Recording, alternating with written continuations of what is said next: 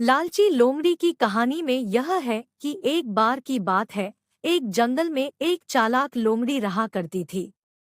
गर्मियों के दिन थे और वह भूख से परेशान होकर जंगल में भटक रही थी।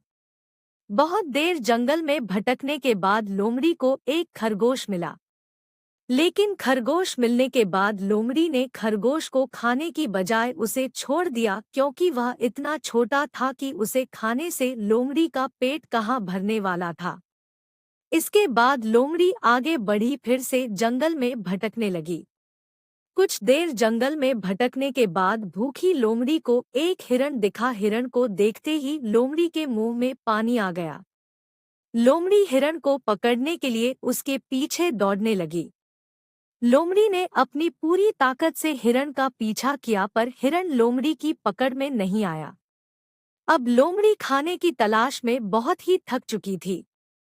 जब लोमड़ी के हाथ हिरन भी नहीं लगा तो लोमड़ी सोचने लगी कि इससे अच्छा होता वह छोटे से खरगोश को ही खा लेती जिसको उसने छोड़ा था।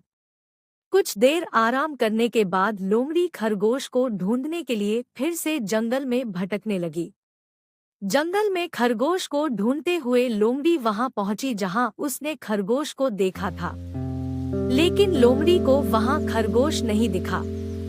थक हारकर लोमड़ी को अपनी गुफा में लौटना पड़ा, जिसके बाद कई दिनों तक भूखी लोमड़ी अपनी गुफा में भूखा रहना पड़ा और बहुत दिन बीत जाने के बाद लोमड़ी को खाना मिला।